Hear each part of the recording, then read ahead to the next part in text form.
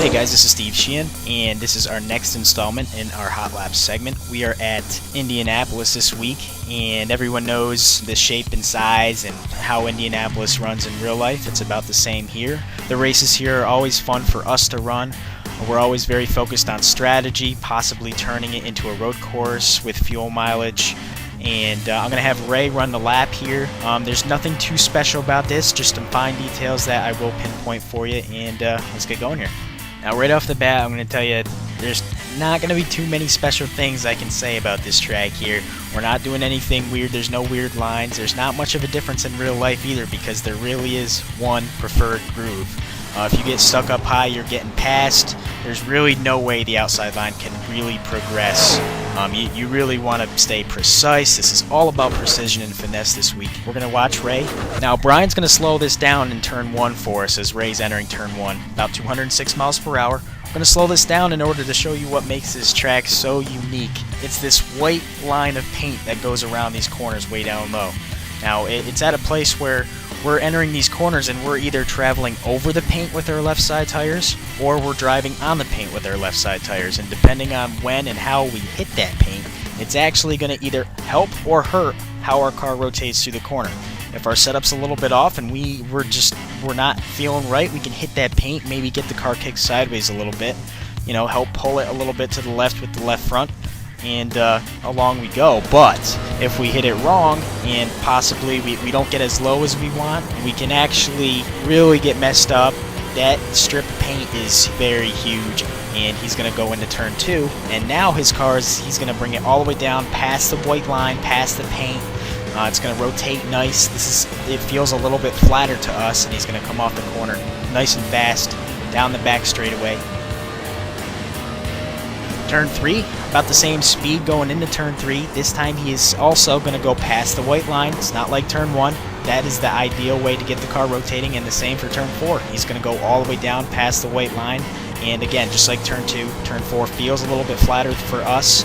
We're not going to be cranking on the wheel as much through 2 and 4, and it's very, very tough to keep the car under us through those corners, especially in traffic. So there's not much to this track, quite frankly. And it's just going to be all about finesse, staying smooth on the wheel, not letting our egos get the best of us, trying not to make too many moves at once. It's going to be a very long, patient race for us.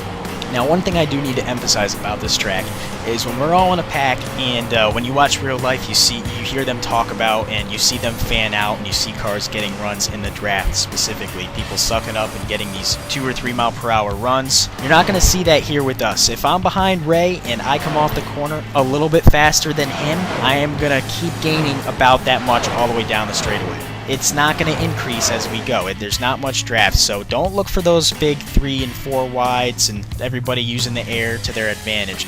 Now, on to pit stops. Being that this track is what it is, and it breeds green flag racing, it breeds green flag pit stops.